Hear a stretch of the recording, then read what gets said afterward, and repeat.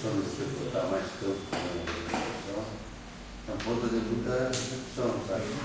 Porque aí dá de uma maneira, tem outras maneiras. Mas a reflexão que tem, que seria mais profunda, é a seguinte, dependendo da maneira, será que, vamos dizer, o Gama, o Fóton, o W+, ele está muito acostumado a interação eletromagnética fraca. Antes disso, porque o grupo de Delano também tem a capacidade de ser trabalhando e cedendo, né? Essa situação. E eu acho que, vamos dizer, o caminho da unificação, né, assim, está mais por aí do que essa maneira de ser feita durante os dois costumes. Vamos discutir mais um pouco isso, é importante. Vai passar um pouco mais hoje detalhe. Eu acho que tem, só completando assim, eu acho que tem duas coisas nessa tua aula. Uma é a noção de uma equação da espécie.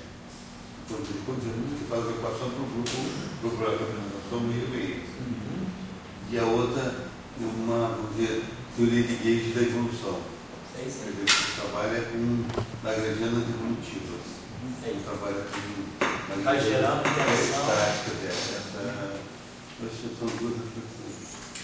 Vamos fazer o seguinte, então, eu vou esse formalismo, essa formulação de segunda ordem, eu vou fazer menos detalhes, eu vou encaminhando, a formulação de segunda ordem eu vou fazer menos detalhes e vou encaminhando as etapas para vocês irem completando, né?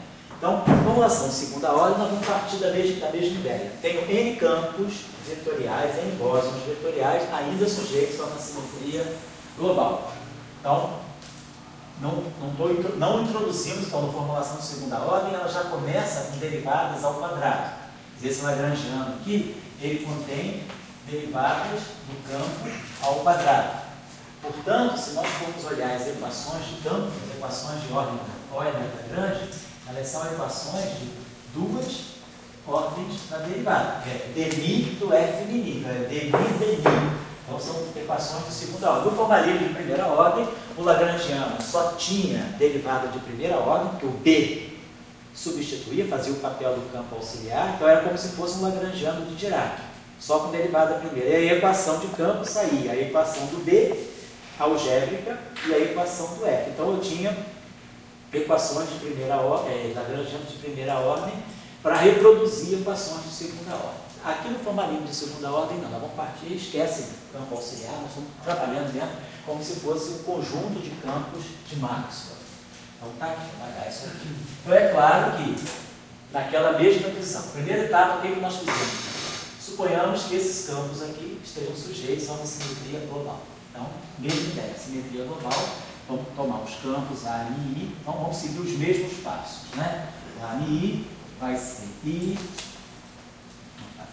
ômega A, GA, IJ, A, I, J. E aí, podemos tirar então a corrente. Então, temos essa simetria global. Está partindo dela. Estou partindo dessa equação F mini ao quadrado. Não tem B mini ao quadrado. Não tem B mini. F mini ao quadrado. Com essa transformação, esse lagrangiano aqui tem essa simetria. Lembrando que esse F é dmi a I menos dmi a I. Esse ômega é constante, não tem problema nenhum. Então, isso aqui, essa transformação é uma simetria desse lagrangiano. E aí, não é não? Não termina a equiparação dos índices. Ainda não. Estou refazendo um pouquinho desde o início mesmo. E aí vamos passar para o lagrangiano, vamos passar para a corrente conservada. Então, pelo teorema de Leibniz, já vou abreviar as etapas. Já vou tirar o ômega A. Nós já temos, então, o conjunto das correntes que vai ser. Quando eu derivar o lagrangiano em relação a dmi a I, eu vou produzir o F mini. Então, nós vamos produzir aqui uma corrente que vai ser F Mi, I. Aí vamos produzir aqui o GA, IJ e o ANI, J. Então, essa corrente aqui, ela já não está trazendo o D mini, ela está trazendo o F mini, eu tenho segunda ordem. Então, aqui não tem medo, não tem nada. Eu derivei, então, quando eu tiro a corrente, derivando isso aqui em relação à derivada do campo, eu fiz isso, é menos um fator meio, e vezes a variação do campo. Está aqui. Então, eu sei quem é minha corrente. Então, vamos fazer agora a mesma história. Vou acoplar a corrente com o campo. E aí, eu vou ter que fazer a identificação do campo. Isso aí não muda. Por quê? Se está em primeira ordem ou em segunda ordem, não importa. A corrente, ela carrega o índice do grupo. E o campo carrega o índice da representação. Então, para poder fazer o acoplamento corrente-campo, que é o que a gente quer fazer, a interação do bóson de spin 1 é com uma corrente, então eu vou ter que, de novo, como no caso de primeira ordem, identificar. Então, até aí, a coisa vai surgindo muito parecida. Então, nós vamos identificar, então, o A com o I, para poder compor a interação J-MIA, A-MIA. Então, com isso aí eu vou seguindo exatamente como eu fiz no caso anterior. Só que agora eu vou introduzir no lagrangiano a auto-interação. Simetria tudo global, tudo igual. Então vamos agora introduzir a interação. Então eu vou pegar o meu lagrangiano livre de partida, que agora o índice I já é o índice A, então menos 1/4 de F min A, F min A. E agora vou colocar aqui a corrente com o campo. Então, agora vai entrar aqui a corrente. A corrente quem é? É F min A. Aí agora GA BC ANI C. Modifiquei o lagrangiano? Modifiquei. Tem a simetria? Tem. Simetria global ainda tem, tudo igual. Mesma questão que o Henrique tinha levantado. Faço a variação desse, a variação desse, e aí vou, aqui eu tenho F, aqui eu tenho F, então eu vou ter termos, né, que vão me dar, isso aqui então é invariante global. Só que eu modifiquei agora o lagrangiano. Então vamos ter que tirar a nova corrente. Vamos tirar assim, vamos colocar assim, vamos tirar a corrente, que ela foi a corrente 1. Vamos chamar essa corrente como se fosse assim, uma interação. Corrente 1. E agora aqui vamos tirar a corrente 2. Que vai ser a mesma coisa, ela vai ser DL. Ela faltou um A Onde? na interação. Faltou a interação. Ah, faltou a minha, verdade. Faltou o mais importante, que é a interação. Então, MB. aí. Então, peraí, eu chamei a corrente do chão, então eu fiz besteira. Na verdade, cara. Tinha que ser FMB. Exatamente. O F menino, a corrente ela tem que carregar, ela está carregando o BCA, BDCC e a minha. Obrigado pela correção. Então, mesma história. Tem variante global? Faz a variação do F menino, produz um F com esse F. Faz a variação desse F, desse cara produz um F com esse F. Então, até a identidade de Jacob, isso é invariante global. Para fazer invariância global, então, para ser a corrente nova, então, eu vou pegar a segunda corrente, ela vai ser a derivada do lagrangiano de interação em relação ao DMI, ANI, A,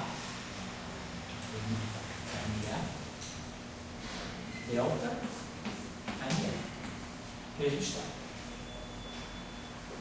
Essa corrente é J-MI. Só que, agora, esse termo vai dar a mesma corrente. Quando eu fizer isso aqui, a contribuição que vem daqui vai ser a corrente antiga. Só que agora, esse termo novo depende da derivada. Então, a corrente antiga, a corrente 2, ela vai ser, estou só indicando para vocês fazerem, ela vai ser a corrente 1. Só que agora, diferentemente do caso anterior, quando eu introduzi o autoacoplamento, quem vinha aqui era o B. E o B não tinha nada a ver com A. E o que tinha de A não tinha derivada no A. Só que agora, no formalismo de segunda ordem, na formulação de segunda ordem, eu tenho esse termo, a autointeração traz o F. E o F tem derivada do A. Então, esse termo vai induzir uma correção nova para a corrente. Quando eu fizer a derivada disso, desse termo aqui, vou dizer de novo, a derivada de todo o lagrangiano em relação a DMI e NA, esse pedaço aqui reproduz esse pedaço aqui, dá o F mini, blá blá blá. Esse pedaço aqui vai dar uma contribuição nova. Quando eu derivar isso aqui em relação a DMI e ANI, eu vou produzir os deltas. Então, isso aqui vai me dar o GA, BC, e vai me produzir. Quer dizer, quando eu derivar isso aqui em relação a dmi ali, isso aqui vai ser aqui, a dmi ali no fundo, menos dmi ali, vai produzir deltas de Kronecker, né? Então isso aqui desaparece simplesmente e vai me aparecer um termo novo que vocês vão fazer. Aí vai dar o A, vai dar a mi B, no fundo vai dar isso aqui, a mi C. Então eu gerei um termo que modificou a corrente. Então na segunda iteração, quando eu introduzo a interação, eu modifiquei a corrente. Então a corrente depois da interação já mudou. Então eu vou para a etapa 3, eu introduzo um lagrangiano que tem, então essa corrente aqui, então essa primeira corrente aqui tem isso, e agora eu vou introduzir o lagrangiano que tem essa corrente nova vezes o lamiares. O termo novo é esse. Então quando eu introduzi agora o J2 contraído com o A, eu vou gerar um termo que antes não tinha, esse termo aqui.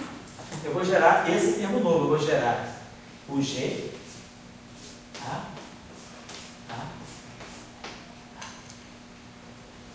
E aí, vou multiplicar pelo A. Né? Quer dizer, então isso aqui é o A. Isso aqui ainda tem. Isso aqui é esse termo vezes o delta A. Então já vem um terceiro A daqui. Está percebendo? Quando eu fizer a segunda corrente, eu vou estar derivando isso aqui em relação a isso, que me dá isso.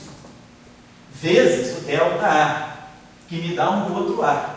Então, essa corrente da segunda iteração, ela vai ter 3 A's. Então, quando eu colocar isso no lagrangiano, quando eu agora acoplar a corrente 2 com A, ela já vai trazer esse pedaço aqui, que ao multiplicar por A dá esse. E vai me trazer o pedaço novo, que tem 3 A's. Quando multiplicar por esse A, vai dar um quarto A. Então, na segunda iteração, nós vamos ganhar uma interação quártica. E aí, essa é a corrente que eu cheguei. E aí agora, eu recoloco essa corrente no lagrangiano. Só que essa corrente, ela não tem nenhuma derivada de A. Então, quando eu colocar ela, quando eu coloquei esse termo, que apareceu o termo cúbico em A e o termo quártico em A, nessa segunda iteração, eu não modifiquei mais a minha corrente. Por quê? Porque daqui não vai sair nenhuma contribuição nova, porque não tem termos em derivada de A. Então, no formalismo de segunda ordem, eu tirei, depois que eu coloquei a primeira autointeração, eu modifiquei a corrente. Aí a corrente que veio da primeira autointeração, ela gerou ainda uma outra autointeração, que é essa parte. Agora, se eu coloco isso no lagrangiano, eu geraria um termo quíntico em A. Só que esse termo aqui não vai dar nenhuma contribuição para a corrente. A corrente para aqui. Quando eu colocar isso no lagrangiano, quando eu coloquei isso aqui, que é o termo quádrico, e derivar em relação a DDA, esse termo não contribui. Então a corrente que apareceria após essa introdução é a mesma do passo precedente. Então o formalismo de segunda ordem, ele me dá apenas um passo a mais, que é quando aparece a interação quártica. Para nós lá, isso apareceu quando eu tomava o Bmini ao quadrado. O Bmini tinha a mi ali no comutador. Quando eu elevava ao quadrado, aparecia o termo quártico. Então, de novo, fazendo a formulação de segunda ordem, vocês vão chegar à conclusão no final do dia que o F mini vai dar exatamente o que nós tínhamos obtido. Vai dar dmi a mi menos dmi a mi mais F ABC, ou menos F ABC, a mi B, a mi C. Então, esse termo que dá F mini, vai dar o termo quártico, é esse termo. Uma constante de estrutura vem daqui e a outra vem daqui, porque quando eu coloco aqui, eu estou colocando delta A, vem no outro F. É exatamente esse termo ao quadrado. FAA vezes FAA. Então, fecha tudo. Então, na formulação de segunda ordem, a gente ganha exatamente a mesma teoria de Young-Mills, e aí com a mesma simetria global que ficou local. Então, vamos fazer o seguinte. Então, só completarem as tarefas intermediárias aí, mas é um passinho a mais, e esse passinho aí é bem controlado. Então, vamos só colocar as ideias no lugar. para a gente fazer algumas ponderações, né? E depois o resto é técnico, é só pegar, elevar ao quadrado, você cálculo. Vamos só falar do que tem de essência assim, importante conceitual. Então nós chegamos à seguinte conclusão. Da simetria do espaço, da simetria do grupo de Lorentz, né, do grupo de Lorentz restrito. Esse grupo, pegamos desse grupo a primeira representação irredutível com um conteúdo não trivial de espinhos, né, com uma mistura de espinhos. Então, nós pegamos essa representação, meio só refazendo a história. Essa representação, ela tem espinho zero, espinho. Nós sabemos construir a teoria para esse objeto se propagar.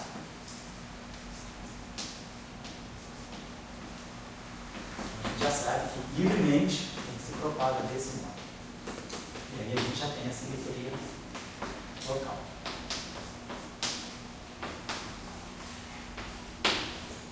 Qual foi a nossa premissa? Vamos supor que agora eu tenha um conjunto, uma família, nós já mostramos nas aulas precedentes, na primeira aula, que não tem física tirar a propagação do spin zero dessa representação, porque o spin zero dessa representação não daria caráter propagatório. Então, esse campo aqui, ele realmente é um modo espúrio. Só tem sentido eu fazer física, nessa representação, só tem sentido eu fazer física com spin 1. E aí a gente coloca agora um conjunto de spins 1, onde a gente pegou um conjunto de campos com uma simetria global, então está associado a uma simetria global. E essa simetria global, junto com essa simetria global, nós postulamos, nem postulamos, a gente conjecturou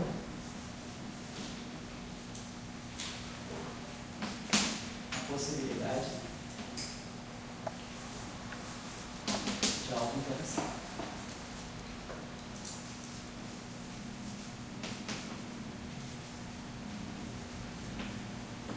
E aí, nós entendemos que é possível uma autointeração, desde que automaticamente essa autointeração sai de uma simetria local.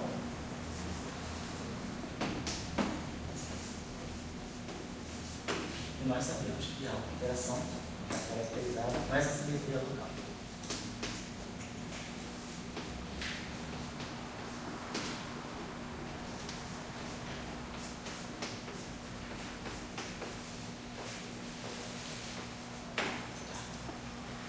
Essa é a essência, o que é fundamental para nós.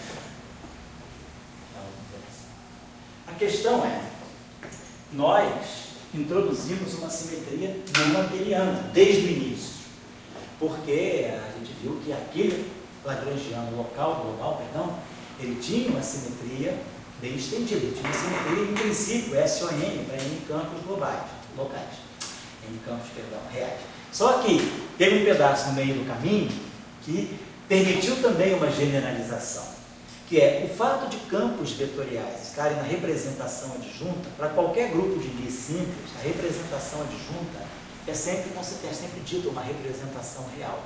Os grupos de Lie, né, dependendo da característica, vamos estar esse nosso curso de grupo, né, no curso de grupo, os grupos de Lie, eles podem ter representações reais e representações complexas. A gente identifica uma representação real e uma representação complexa pelo calor de Young. Mas uma representação é dita real quando satisfaz a seguinte propriedade. Isso aqui é um parênteses, é um pequeno parênteses de teoria de grupo. Tá bem?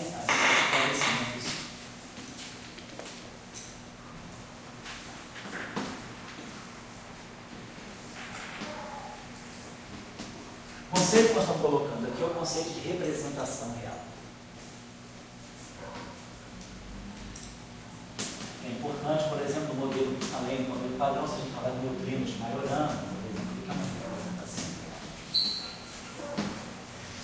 Então, uma representação real, o que é uma representação do grupo? A representação do grupo significa que eu tenho um espaço vetorial, com vetores desse espaço que se transformam de certa maneira, né, sobre a transformação do grupo. Então, matriz R vai em V. Esse grupo aqui, então essa representação, esse grupo aqui é genérico, eu posso trabalhar, não sei por que eu já trabalhando com grupos tenho representações unitárias, né? Então, vamos trabalhar com representação unitária, eu boto sempre geradores hermitianos. Então, eu boto esse I aqui. Então, a representação é unitária, R d'H é R-1, portanto, se a representação é unitária, os geradores são hermitianos. Isso é uma representação genérica, pode ser complexa. O que significa uma representação serial? Representação serial significa o seguinte: vamos tirar o complexo conjugado, não o hermitiano conjugado, o complexo conjugado. Quer dizer, essa equação se lê assim: V' I, R, I, J, VJ. GA e J é o geramento de matriz geral. Vamos trabalhar com essa. Então, eu estou fazendo o conjugado complexo dessa equação, não o hermitiano conjugado. Então, eu vou pegar o conjugado complexo de cada componente desse vetor, V' no I star, é o R star, V star. Então, isso é o complexo conjugado da representação. Se eu faço o complexo conjugado, então, isso significa isso aqui, isso aqui.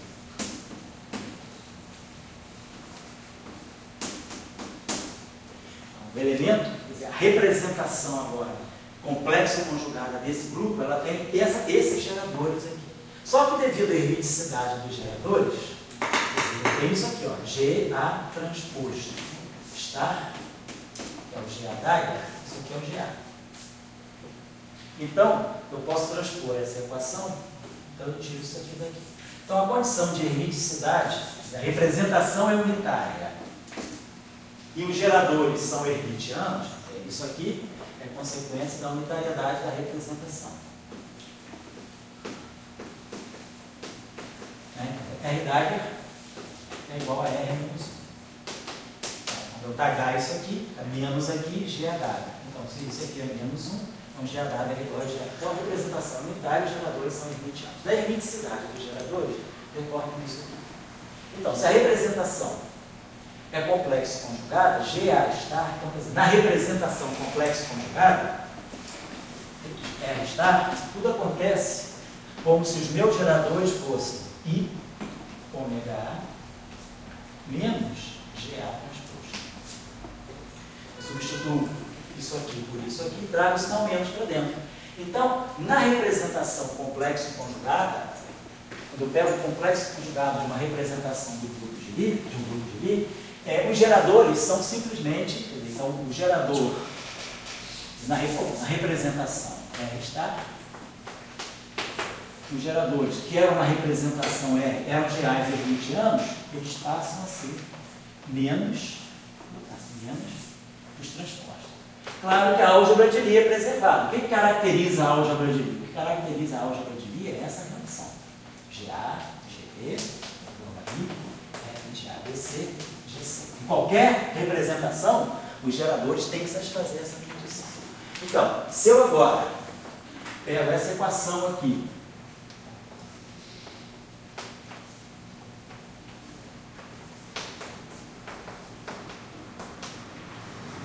e transponho, então isso aqui vai ficar GV transposto, GA transposto, menos GA transposto, GV transposto, igual a I, FABC, GC transposto.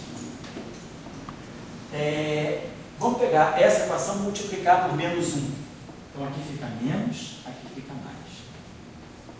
E aqui fica menos. Vou multiplicar ela por menos 1 e trazer o menos 1 para dentro do gerador. Agora, essa representação, como isso aqui é quadrático nos geradores, nada me impede de fazer isso. Multiplicar, ok, esse menos G, esse menos G, esse menos G. Então você está me dando o seguinte, essa relação está me dizendo que menos GA transposto comutador por menos GB transposto é igual a isso aqui. Então é exatamente a álgebra de Lie. Gerador e F gerador. Então, o fato de se eu fizesse isso, eu perderia o caráter. Esse sinal menos aqui é crucial porque ele está aqui. Então, a representação complexa conjugada, ela é tal que os geradores são menos os transpostos dos geradores da representação original. E a álgebra de Lie não é perdida. Quando eu passo dessa representação Para essa, eu mantenho a estrutura de álgebra de Lie. Não posso mudar. Essa relação de comutação é imutável. Qualquer representação, isso tem que variar. Então, vamos em frente. Ainda não definiu o que é uma representação complexa, é real. Então, na representação complexa conjugada, nós temos essa situação. O vetor complexo conjugado transformado é exponencial de ômega menos GA transposto estar. Então, eu estou agora trabalhando na representação em que os vetores são complexos conjugados. Nós vamos dizer que uma representação é real.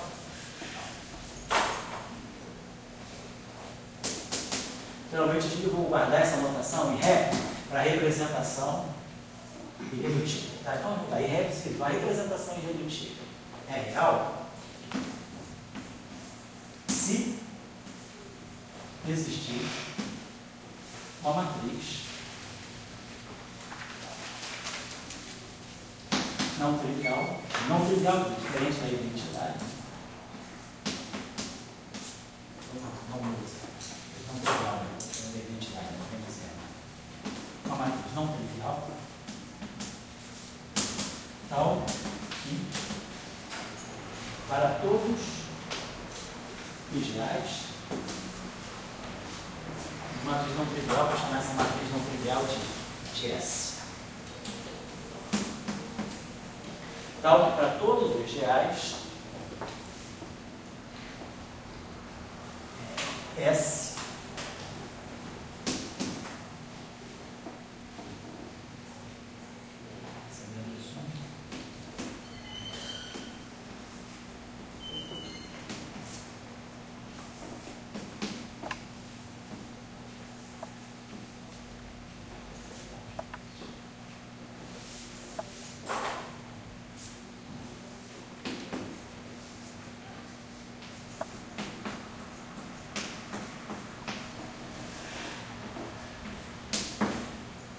como é que isso é possível. Então, será que se existe uma matriz que, para todos os geradores, naquela representação, se tiver uma representação de dimensão n, tem que existir uma matriz n por n não trivial, tal que para toda matriz, para esse S aqui, qualquer matriz G, qualquer gerador que eu colocar aqui, essa matriz S faz o mesmo serviço. Isso significa o quê? Significa que se eu pegar essa relação aqui, vamos dizer que eu agora multiplico essa, ou inversamente, essa relação poderia ser colocada desse modo. S é menos 1 menos GA transposto S igual a GA. Ou seja, existe uma matriz S com essas características. Então, isso significa que eu estaria fazendo o seguinte, estaria colocando aqui um S é menos 1. Isso aqui por S menos 1, isso aqui por S menos 1. Vamos só fazer isso. Se existir essa matriz, vou multiplicar essa relação à esquerda por S menos 1 por S menos 1. E aqui, claro, eu multiplico por S menos 1. Então, se existir uma matriz tal que isso aconteça, o que significa isso? Significa que esse vetor S a menos 1 V estar linha, ele vai ser S a menos 1, agora, essa transformação, por exemplo, isso aqui, S a menos 1, exponencial de I, vamos pegar uma relação desse tipo, S a menos 1, exponencial de A, S, imagina que isso aqui eu posso expandir em série, então isso aqui é identidade, mais A2 sobre 2 e assim vai, né? Então, isso significa que, se eu colocar S a menos 1, S, eu vou ter S a menos 1, S, que é a identidade. Mas, se eu colocar isso aqui entre S a menos 1 e S, significa que eu posso. Isso aqui bate aqui da identidade, nada muda, mas esse cara aqui vai ficar S a menos 1 a S. E esse cara vai ficar S a menos 1 a. Aí eu boto S a menos 1 a S. Então, claro que essa identidade, isso aqui fica uma identidade rapidinho.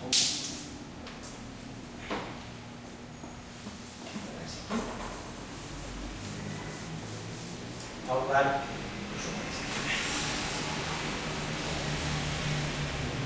Então, essa menos 1 exponencial de A. S é exponencial de S é menos 1 a S. Vou levar essas coisas lá para cima.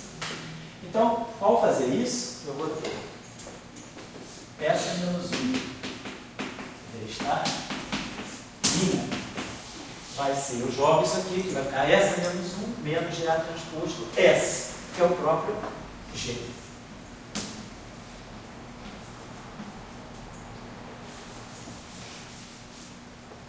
Isso aqui vai estar torno S é menos 1 V estar. Ou seja, esse objeto aqui tem a mesma lei de transformação que o V. Então, tem uma matriz S que faz a conexão entre V e V estar. S a menos 1, quer dizer, V e S a menos 1, V estar, transformam-se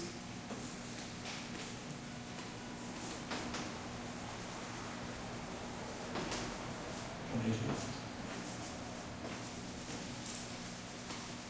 Então, é isso que nós chamamos de uma representação real, porque V e V estar, do ponto de vista da realidade, eles diferem apenas de uma matriz. Então, existe o mesmo gerador, ele transforma o objeto V e o objeto V estar.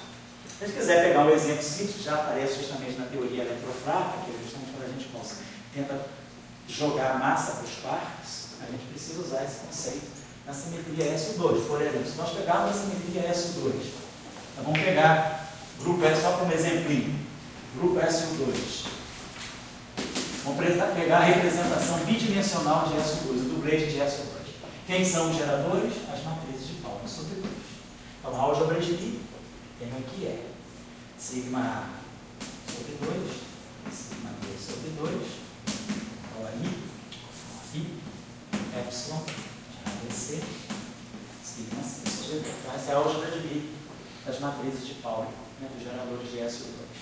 Se eu pegar a representação bidimensional, então é claro, o que significa uma transformação? Significa que psi exponencial de ômega sigma A sobre 2 psi. Então, psi aqui é um dublete de SO2, é um objeto complexo, dublete de SO2. Então, se eu pegar o psi estar, nós já vimos, ele vai se transformar no exponencial de menos I. Vai ficar menos I, tá? Sigma A estar. Mas aí, devido à unicidade, vai ser a mesma coisa. Vai ficar I, ômega A, menos as matrizes de Pauli transpostas sobre 2, psi estar. Então, a pergunta, se essa representação é real, tem que existir uma matriz tal que S é menos 1, menos sigma A transposto. S seja igual a sigma A.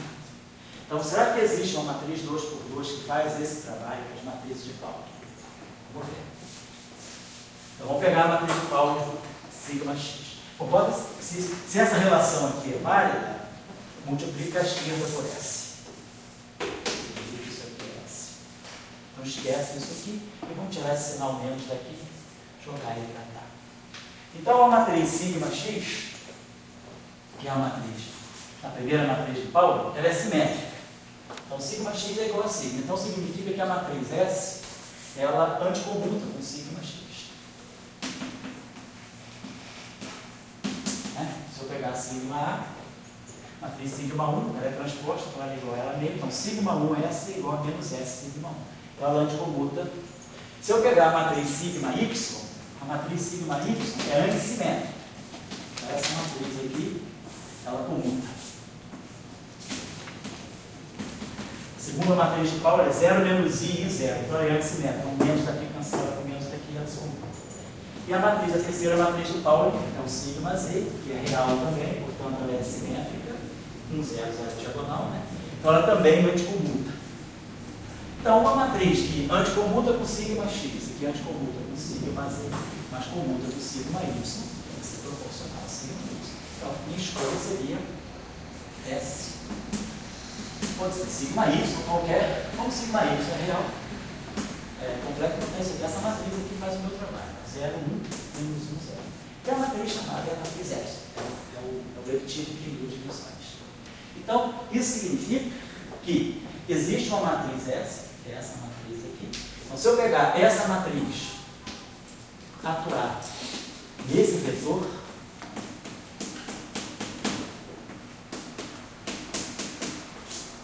isso significa que eu vou ter um novo objeto aqui, que é o psi2 estar, menos o psi1 estar. Então, o que a gente faz com o Higgs, né? A gente joga o Higgs, a gente tira o conjugado de carga do Higgs, que é exatamente isso, para poder o Higgs da massa por quarto dele. Se a gente fizesse o período de Higgs na teoria eletrofraca só como o dublete de Higgs, tal qual ele é, a gente só ia dar massa por elétron, não dá massa por nu, mas só ia dar massa por quark U. Por quark D, não dá massa por quark U. Então, no setor de quarks, da teoria eletrofraca, eu preciso fazer uso desse recurso e introduzir uma interação de Yukawa com o Higgs Φc. Que no fundo é isso aqui. Φc nada mais é do que a matriz de Pauli vezes o Φ. E aí, esse campo de Higgs, como ele é aquele valor esperado no arco, ele dá massa para o quark U e para o quark D. Senão o problema seria sério. Eu daria massa para o elétron, não para o neutrino, mas daria massa para o campo D e não daria massa para o campo do quark U. Então, isso é um conceito importante, muito importante na unificação, já na teoria eletrofraca aparece. Então, isso significa o seguinte, que, segundo SO2, se esse objeto aqui se transforma, se uninha, a transformação SO2 dele é essa aqui,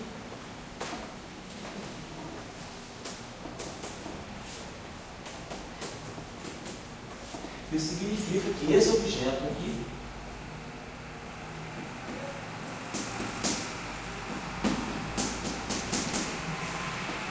vai ser a mesma coisa.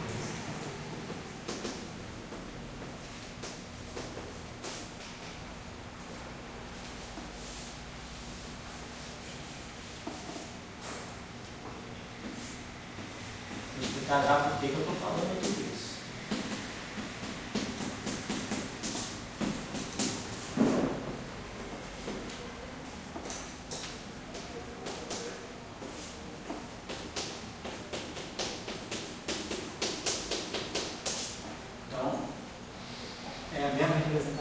Nesse sentido, esse objeto aqui, geralmente na literatura eu costumo chamar esse objeto aqui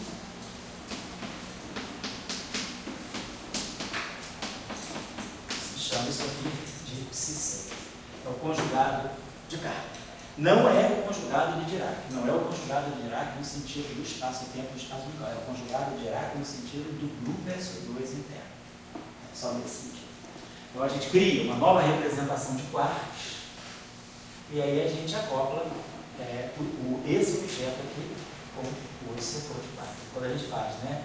Left barrado Higgs right, eu agora vou fazer right barrado Higgs left barrado Higgs C right. E isso aqui vai dar massa por quark que está em cima e não por que está embaixo. Então eu gero massa por quark e o quark. É só isso que eu estou virando certo.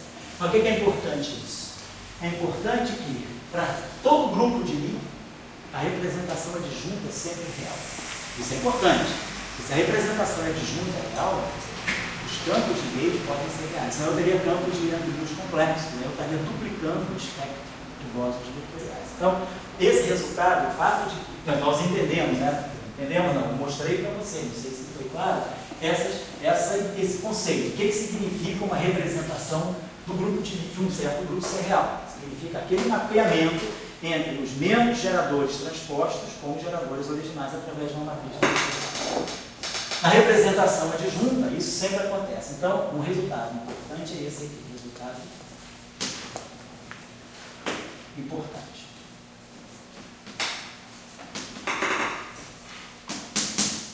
A representação adjunta. O que é a representação adjunta? É aquela representação onde os geradores fazem essa relação aqui.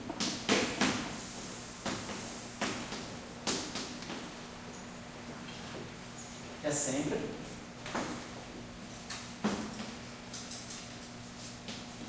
real. Uma outra forma de vocês verem a representação adjunta sempre real seria o seguinte. Olha quem são os elementos, os elementos do grupo. É I, ômega A, GA. Isso é o grupo. Nessa representação, se eu for pegar os elementos de matriz, essa matriz aqui, olha os elementos de matriz dela. Esse I cancela esse menos I.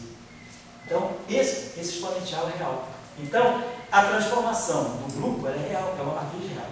Então, apesar do grupo ser complexo, nós temos um grupo SUN, SU2, as matrizes são complexas, mas essa representação, qualquer transformação nessa representação, ela fica real. Ela não tem, a matriz que faz a transformação, ela vai ser exponencial de algo que é real. Então, ela não tem geradores. Os geradores são puramente imaginários, justamente para poder manter a unitariedade da representação, mas ao serem puramente imaginários, eles comem esse I. E aí eu exponencio algo que é completamente real. Então, na representação adjunta, a matriz que faz a transformação do grupo, ela é totalmente real. Ela tem uma realidade bem definida, ela não tem nenhum elemento imaginário. Então, isso caracteriza a representação adjunta como sendo uma representação real. Se eu pegar um objeto real e fizer a transformação dele, eu não gero componentes complexos para ele. Então, isso diz que é representação real. Isso é uma outra forma mais intuitiva, mais terra de ver o que é uma representação real. Pega um vetor real, só com componentes reais. Faz naquela representação uma transformação do grupo em cima dele. Em geral, os elementos de matriz dos geradores têm parâmetros imaginários. Então, em geral, uma transformação de um grupo de I, ela tem elementos imaginários. E aí, quando você transforma um vetor de objeto real, ao transformar, ele ganha componentes imaginários. Então, isso mostra que a realidade não é um conceito estável. Se eu faço uma transformação em cima de um objeto real, ele ganha componentes complexos. Então, isso significa que eu tenho que ter um objeto complexo de tipo. Agora, se eu tenho um objeto real e a matriz que vai transformar ele é completamente real, ele permanece. Então, eu não perdi a realidade. É isso que é uma representação real. No final do dia, é tão simples quanto isso. Então, a representação adjunta tem essa característica. Como os elementos de matriz são puramente imaginários, os elementos do grupo são puramente reais. Os elementos de matriz do gerador. Tá? Então, isso me dá um grande apoio já no direcionamento de uma física mais concreta. Ou seja, os campos de Young-Mills devem sempre ser tornados reais. Então, os amiais são reais por pertencerem à representação de. Não é nem por vamos usar a palavra pertencerem, mas por se transformarem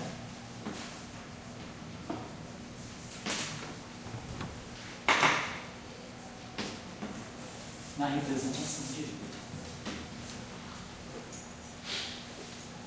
Então, se eu posso tomar campos gerais, então nós desde o início nós adotamos esse ponto de vista. Nós vamos pegar então, a nossa ideia então vai ser, eu vou ter, vou supor que eu não preciso trabalhar necessariamente com SON, porque eu comecei com SON porque todo mundo era real. Então, a simetria manifesta era um SON. Mas no momento que eu descubro que os campos de Young-Mills eles estão numa representação adjunta e eles são reais, eu não preciso mais pegar o grupo SON, eu posso pegar qualquer grupo de SUN, SPN, então eu posso generalizar para grupos quaisquer, chamados grupos simples. O que são grupos simples? São grupos que não tem nenhum fator de outro grupo. Quer dizer, qualquer grupo SUN é simples. Se eu pegar SU2, SU3, eles são grupos simples. O que não é um grupo simples? Um grupo que não é simples seria um grupo que tem mais fatores. Por exemplo, um SUN. Esse é SUN. Então, eu tenho mais fatores. Né? Tenho uma simetria independente da outra. Eu tenho mais simetrias independentes. Então, isso caracteriza um grupo que não é simples.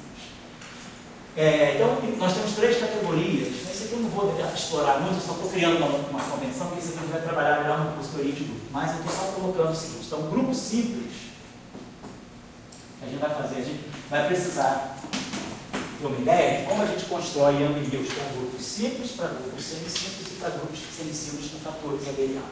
Então, um grupo simples é qualquer grupo, por exemplo, do tipo SUN. Na verdade, existe uma definição para grupo simples. O grupo simples é aquele grupo que não contém nenhum subgrupo invariante abeliano. não abeliano dentro dele. Ele não tem nenhum subgrupo invariante dentro dele. Então é o caso, por exemplo, de SON. Não é o caso, por exemplo, de SO4. SO4 tem dois SO2 dentro deles. Então, grupos simples SON são os grupos simples por excelência. Grupos semisimples são grupos que têm produtos de grupo, quer dizer, ele é o produto cartesiano de grupos simples. Então eu tenho um simples cartesiano, outro simples cartesiano, tá? Eventualmente outro simples. Eu tenho um produto de fatores simples. Então, por exemplo, modelo padrão SO3 vezes SO2 é algo que é semisimples. Mas não pode ter fator abeliano. O semisimples, ele é um produto cartesiano de grupos simples, mas sem abeliano, sem fatores abelianos.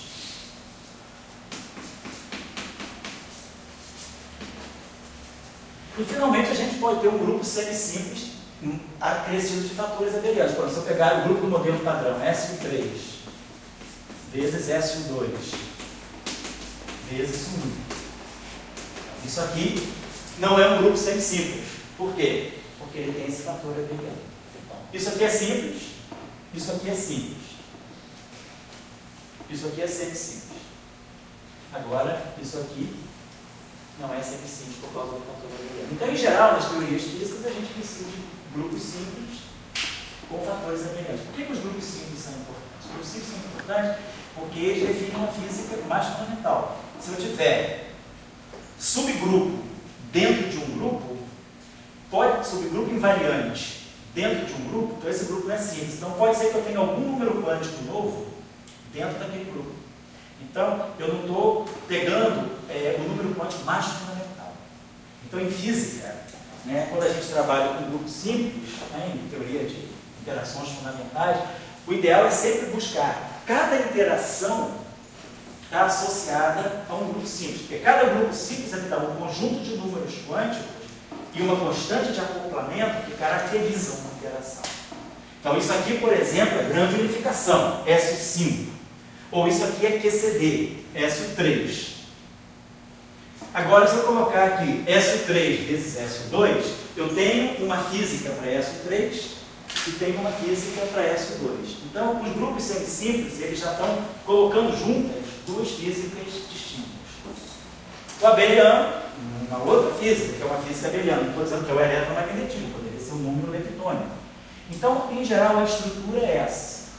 A estrutura do modelo padrão é realmente essa, mas a estrutura da grande unificação não é essa. A nossa expectativa, né, é que eu tenha uma unificação, por exemplo, uma das coisas que circula das ideias que circulam na praça, é que eu tenha SO5, aí SO5 é uma simetria simples, eu tenho números, eu tenho uma simetria única, uma única simetria, uma única física, por isso que ela unifica. Tem uma única física aqui. Dessa física, numa escala na faixa de 10 elevado a 16 GeV, a história conta que eu ganho uma outra física que sai daqui.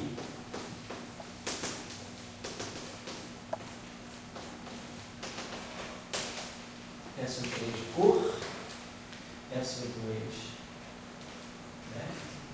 Não sei mais. E aí, eu ganho agora 3 físicas a partir de uma origem comum.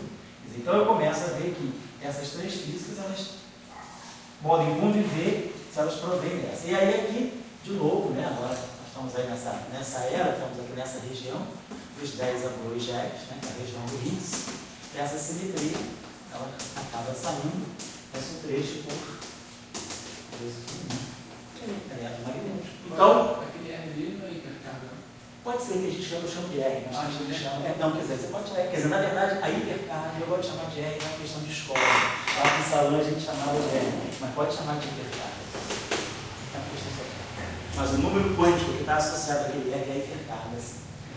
Então vamos colocar hipercarga. E aí, no final de tudo, a gente ganha isso aqui. Então, isso é uma física de um grupo simples. Então, aqui está tudo unificado. Eu tenho uma física só. Aqui tem 2 números quânticos. Aqui tem um número quântico. e aqui tem um número quântico. Esses três números quânticos provêm desses números quânticos em comum. Então, é nesse sentido que eu tenho uma unificação. E aí, o que eu entendo aqui, por cor e eletromagnetismo, estava nessa unificação, estava semi-unificado aqui, mas a unificação verdadeira. Então, o grupo simples, quer dizer, o conceito de vamos conectar o conceito algébrico e o conceito de física. O conceito algébrico é que dentro, se vocês pegarem um grupo de Lie, esse grupo de Lie, ele pode ter conjunto, eu posso ter um subgrupo invariante. O que é o conceito, né, de um subgrupo invariante? Suponha que eu tenho um grupo, né? Um grupo é um conjunto de elementos. Tá? Suponhamos que eu consiga, eu tenha um certo conjunto de elementos H, tal que, se eu pegar qualquer transformação do grupo, atuar em H dessa forma, eu ganho um novo elemento que é da mesma categoria de H. E qualquer transformação do grupo mexendo nesse H, é como se eu tivesse assim, eu tenho aqui a identidade, eu tenho um subgrupo H. Esse é o meu grupo G. Se eu pegar qualquer elemento daqui, compuser com qualquer elemento que esteja aqui ou aqui, no final de tudo, eu sempre ganho um elemento que está aqui. Então, qualquer operação que eu faça com qualquer elemento daqui, eu não saio desse subgrupo. Então, isso é um subgrupo invariante. Então, do ponto de vista da álgebra de Lie, significa que eu vou ter um conjunto de geradores que, entre si, eles comutam, eles fecham de qualquer elemento daqui multiplicado por qualquer elemento daqui, e qualquer elemento daqui que eu compuser com o elemento daqui, me deixa aqui. Então, se eu pegar qualquer gerador que está aqui, com qualquer objeto que está aqui, então um gerador que está aqui fora, um gerador que está aqui fora, com um gerador que está aqui dentro, vai me dar um gerador que está lá. Então, eu não consigo nunca sair daqui. Isso é um subgrupo invariante. Então, grupos simples não podem ter subgrupos invariantes dentro dele. O subgrupo invariante mais simples que ele tem dentro dele é ele mesmo. Então, se ele não tem subgrupo invariante, eu não consigo fechar um grupinho dentro dele, eu não consigo fechar uma física aqui desconectada da física que está aqui. Está claro? Isso aí. Tá? Se não for simples, é favorável. Se não for simples, segundo todos os grupos de Lie que não são simples, eles podem ser expressos como um conjunto de fatores semi-simples por fatores abelianos. São teoremas gerais das álgebras do estudo. Está claro, então, o que é fisicamente, né, o que é o conceito? Isso, matematicamente é mais simples ainda, é só fazer esse exercício aqui. G, H, G menos 1. Isso aqui pertence sempre a H. Para qualquer H, eu pegar aqui dentro, e qualquer G que eu pegar dentro ou fora. Ou seja, eu não saio daquele subgrupo. Em termos de geradores, basta. Se a gente olha para uma álgebra de Lie, a gente sabe imediatamente se ela é simples ou não. Existem categorias de geradores que se fecham entre si. Então, se eu tiver esses geradores aqui forem geradores do tipo HA, e esses geradores aqui forem geradores do tipo GI, então eu tenho HA, HB, qualquer gerador daqui com qualquer gerador daqui vai dar F, A, B, C, geradores daqui. Qualquer gerador de fora com qualquer gerador lá de dentro vai dar gerador lá de dentro.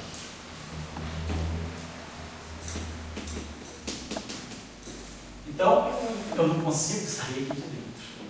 Então, esse grupo não pode ser simples. Agora, se não existir nenhum subgrupo invariante dentro dele, quer dizer, a única estrutura que é invariante é ele todo, então, esse grupo é simples, e aí eu tenho uma física bem clara associada a ele. Então, esse é o caso do SON. SON sempre é um grupo simples. Então, como o Antônio levantou, se o grupo não é simples, a estrutura mais geral que a gente pode atribuir ao grupo de Lie é que ele seja um produto de fatores simples, como é o caso de um grupo semi-simples, por eventuais fatores abelianos. Então, o grupo mais geral vai ter sempre essa estrutura. Simples, vezes abeliano, vezes abeliano, vezes abeliano. Então, agora voltando para fazer física. Tá? Esse é só um parênteses matemático. Nem matemática, é algebrazinha, né? Parênteses algébrico. Vamos voltar agora para o que a gente quer fazer de física. Então, se eu quero sempre pegar grupo, quer dizer, se eu quero pegar sempre campos de gauge que são reais, a primeira construção que a gente pode fazer é uma teoria de Young-Mills com um grupo simples. Então, vamos pegar um grupo simples. Um grupo simples, por excelência, pode ser, por exemplo, SUN. Vou pegar uma teoria de gauge SUN. Então, qual vai ser a minha ideia? A ideia é que os campos de gauge. Então, geralmente SUN. SUN é sempre um grupo com um número N2 menos 1 de gerador. Então, essa é a dimensão do grupo SUN, dimensão real, né? Quer dizer, o número de parâmetros reais que definem uma matriz do grupo SUN é N2 menos 1.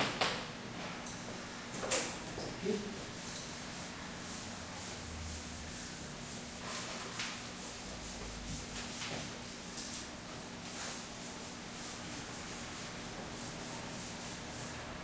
É uma matriz SUN, né, uma matriz G de SUN, ela tem essa estrutura exponencial de ômega A GA.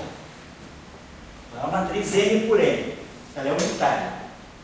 Se ela é unitária, esses objetos aqui são hermitianos. Então, e como ela tem determinante 1, o fato dela ter determinante 1, a transformação tem determinante 1, me garante que o traço é zero. Então, isso aqui é a álgebra de Lie associada ao grupo SUN. É a álgebra SUN.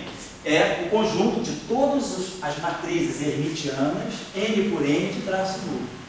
Então, se eu pegar uma matriz hermitiana, N por N, pegar a estrutura geral de uma matriz hermitiana, N por N. O que acontece com a matriz hermitiana? A diagonal é real. A diagonal é toda real. Então, significa que eu já tenho N parâmetros reais na diagonal. Mas se ela é hermitiana, tudo que está aqui está replicado aqui. Então, todos os objetos que estão aqui, eles já estão replicados aqui. Então, eu posso esquecer isso aqui. Para efeito de contagem de elementos independentes, todos os elementos independentes estão aqui, acima da diagonal. E são complexos. São objetos do tipo A mais B. Quantos elementos eu tenho acima da diagonal? Eu tenho N2 elementos, a matriz toda.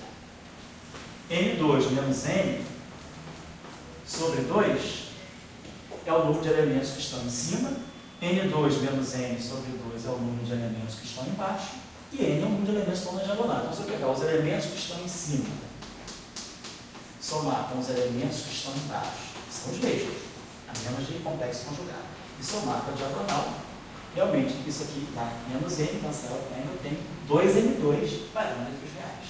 Então, a matriz, no fundo, isso aqui é uma matriz complexa, N por N, com 2N2 parâmetros reais. Tá? Mas, então, vamos lá. Então, os parâmetros, então, eu tenho N elementos reais na diagonal. E agora, eu tenho N2 menos N sobre 2 elementos complexos aqui em cima. Tudo que está aqui está replicado aqui embaixo. Então, eu esqueço isso, está tudo aqui. Só que são N2 menos N sobre 2 objetos complexos. Cada objeto complexo tem parte real e parte imaginária. Então, isso aqui me dá N mais N2, 2N2, né? Isso, menos N, né? Então, N2 menos N. Então, em princípio, essa matriz teria N2 elementos. Só que isso é a condição de hermiticidade. Mas como ela tem traço nulo, na verdade, se o traço é zero, significa que esse elemento daqui, por exemplo, é menos a soma de todos os outros. Então, eu não tenho N elementos na diagonal. Eu tenho N menos 1 elementos na diagonal. Porque a minha diagonal é toda real, porque a matriz é hermitiana, então a diagonal é real. Mas a soma de todos os elementos é zero. Então, eu não tenho N elementos independentes, eu tenho N menos 1 elementos independentes na diagonal. Mas, os elementos independentes estão acima da diagonal, mas que são complexos. Então, tem parte real e parte imaginária. Então, esse cara cancela esse. Então, no final do dia, essa matriz depende de N2 menos 1 parâmetros. Então, toda matriz hermitiana, N por N, de traço nulo, tem N2 menos 1 elementos reais. Então, essa é a dimensão do grupo. Porque se eu conhecer todas as matrizes hermitianas, N por N de traço nulo, eu automaticamente conheço a matriz do grupo SUN. Então, a dimensão do grupo SUN, real, parâmetro, uma matriz de SUN depende sempre de N2 menos 1 parâmetros reais. Se for SU2, são 3. Se for SU3, são 8. Se for SU4, são 15. E assim vai. Então, esse grupo é simples. Então, vamos pegar o nosso grupo simples. A álgebra de Lie dele é isso aqui.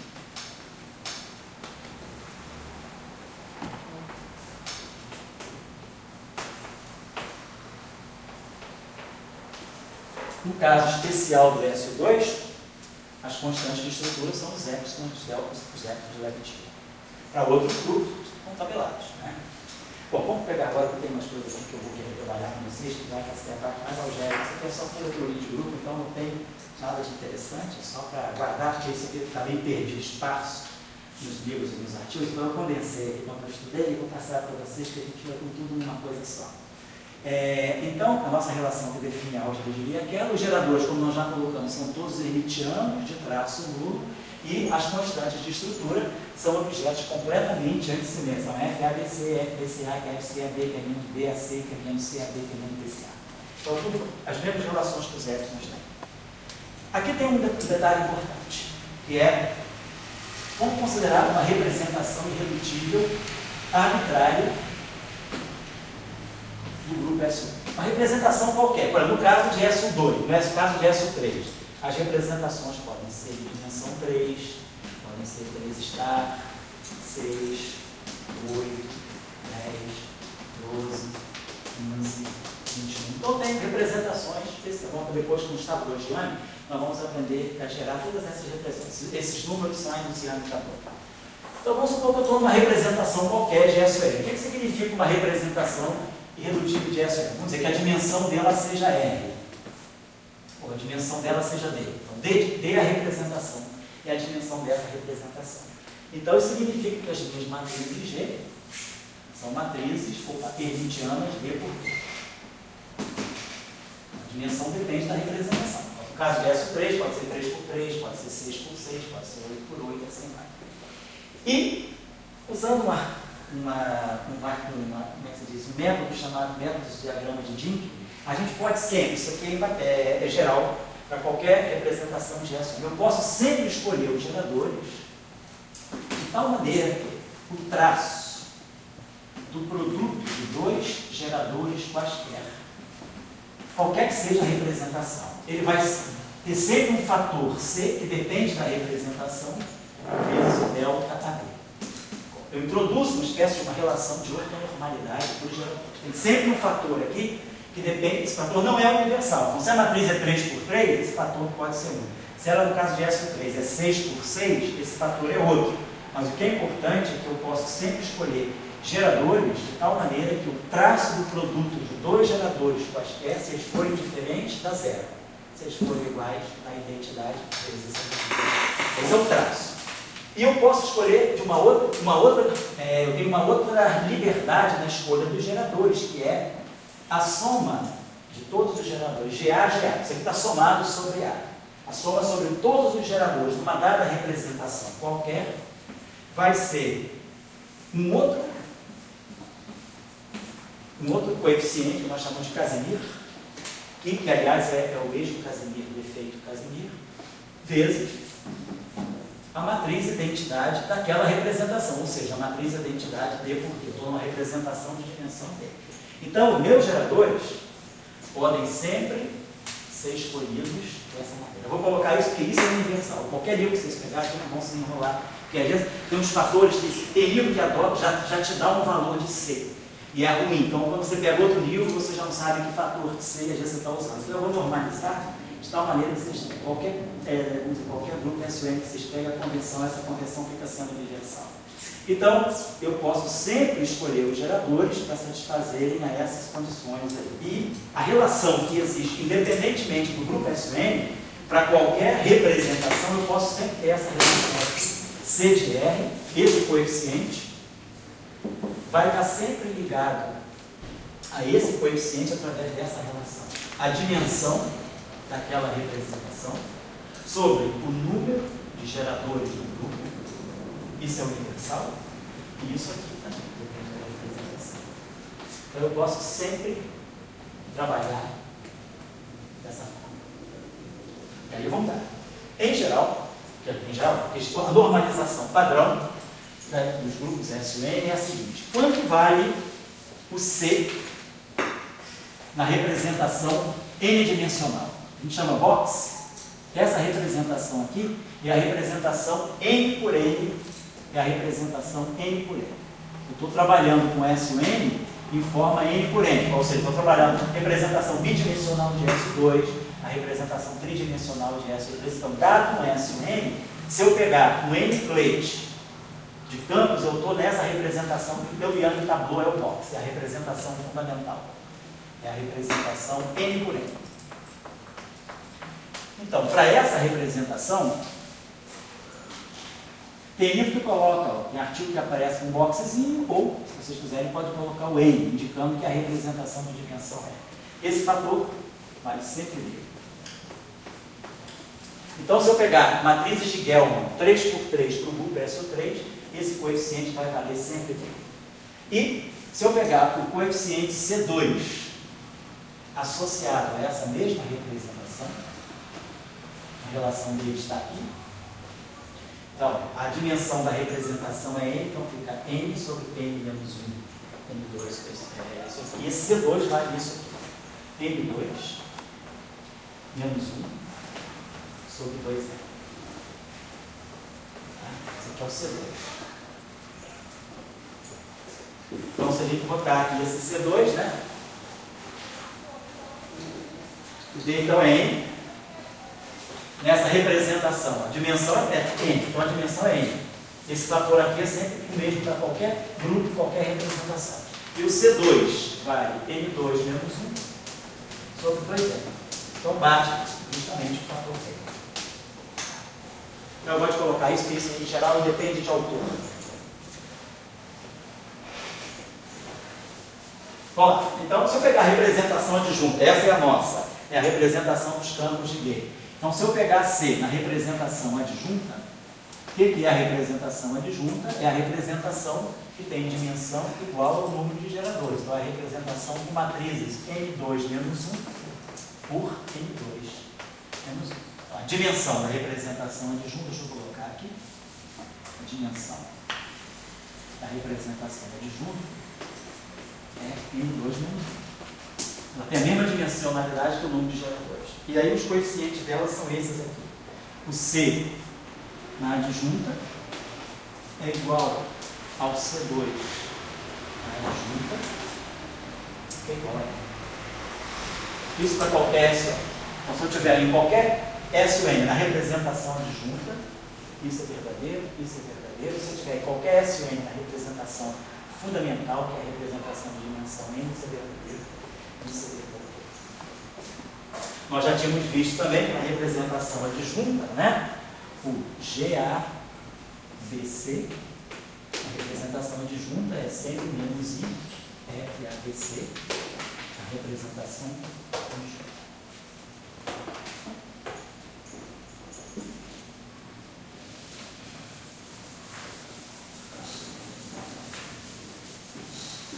Uma outra relação importante que a gente tem é a identidade de Bianchi.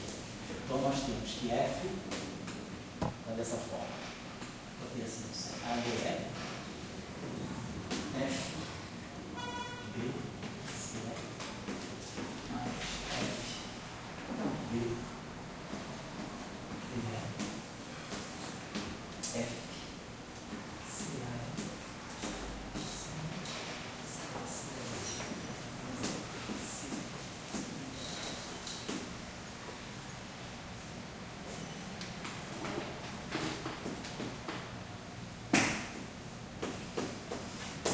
essa identidade Bianchi ela tem uma regularidade. Vocês observem o seguinte, ó. Esse índice está no lugar fixo. O D está sempre aqui. Ele é um índice livre. Está sempre aqui, está sempre aqui. Ele não sai desse lugar. Esse índice está sempre contraído com esse.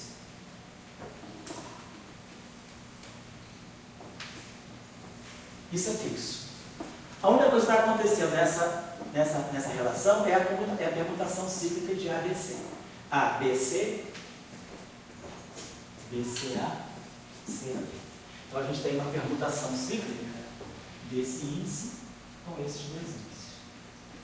ABC, BCA, CAB.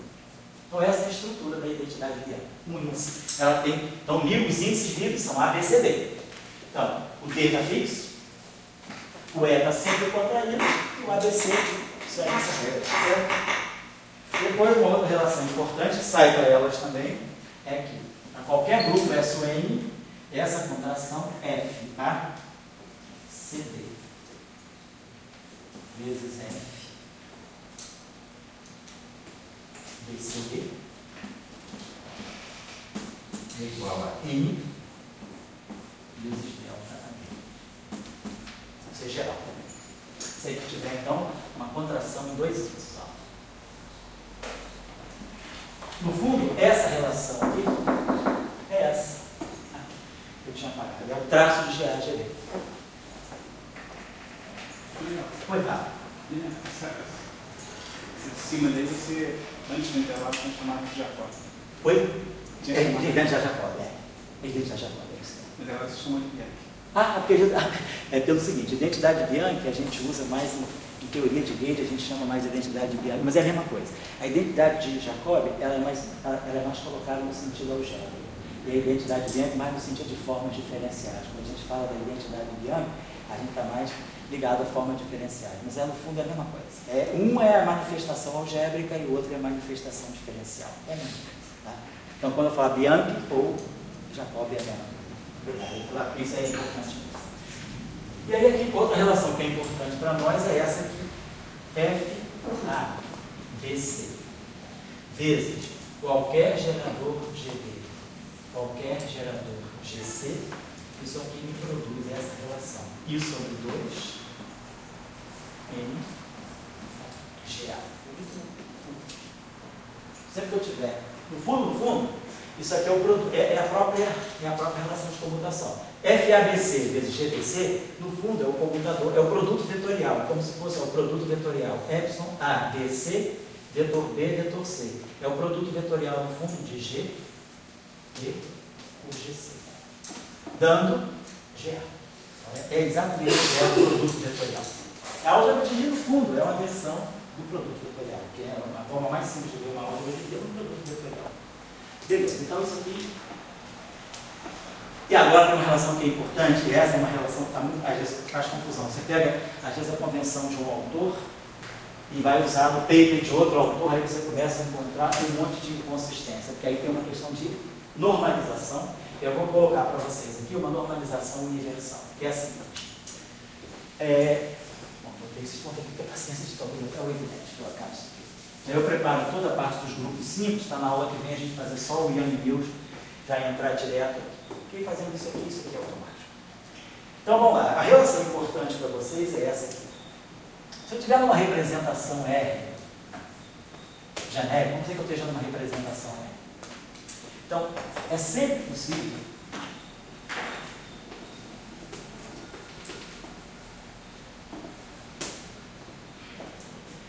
construir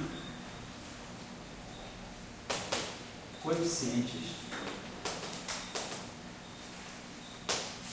completamente simétricos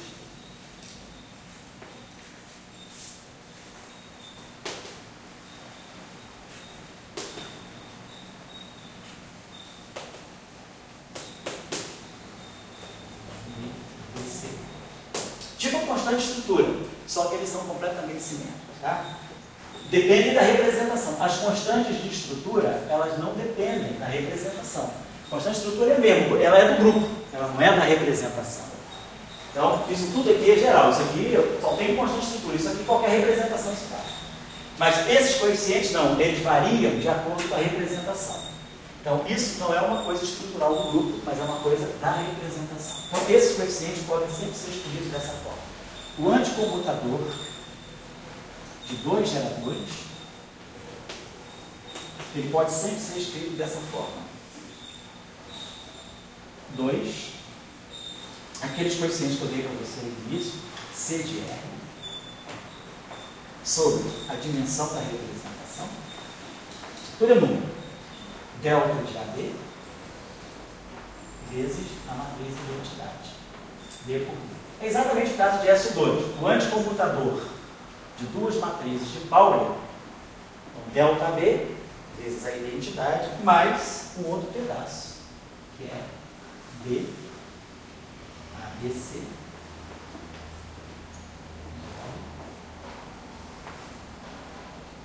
vezes GC. Então, é uma relação parecida, né? Mas não é a relação de comutação que define a álgebra de Lie, por duas razões. Primeiro, que a outra é assimétrica, não tem identidade. Aqui tem a identidade.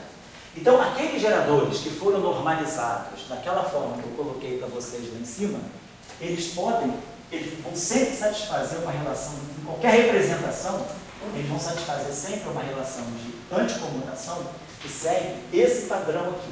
Só que para cada representação que eu pegar, esses valores mudam e esses valores mudam. A relação de comutação, não, essa relação, qualquer representação que eu pegar, qualquer GAG, eu posso mudar a representação, essas matrizes mudam localmente, mas essa relação nunca muda. Então, isso aqui é estrutural do grupo, isso não depende da representação. Aquela relação ela é válida para cada representação em coeficientes diferentes. E aí, esse coeficiente aqui, dado naquelas relações que eu tinha dado para você, esse coeficiente também pode ser colocado dessa forma. Ao invés de escrever assim, eu posso escrever assim também. 2 C2 de R sobre N2 menos 1 vezes delta T. Mesma coisa. Então, ou eu escrevo assim, ou eu escrevo assim. E essas coeficientes estão aqui. Então, essa relação, ela vai ser importante para o seguinte, vou parar aqui.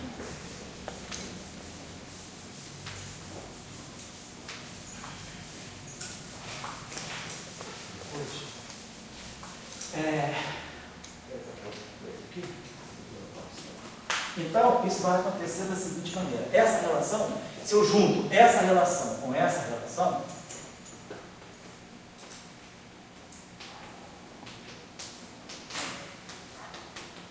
eu somo, eu abro essa relação, GA-GD mais GD-GA. Essa fica GA-GD menos GD-GA. Então, eu somo essas duas relações, aparece um fator 2 aqui. E aí eu posso escrever um produto de dois geradores, para qualquer representação, vai caber também essa relação. GA, GD é igual a C2, GR, sobre 2 menos 1, delta AB, vezes a matriz identidade. Daquela dimensão dele. Matriz identidade daquela dimensão. Eu vou botar aqui R. A representação é a identidade daquela dimensão. E aí vem mais um meio, vem daquela relação lá, mais um meio do que a BC de R, GC, mais I sobre 2, F, ABC. Então, eu posso sempre reduzir, em qualquer representação que eu tiver, eu posso sempre reduzir produtos de dois geradores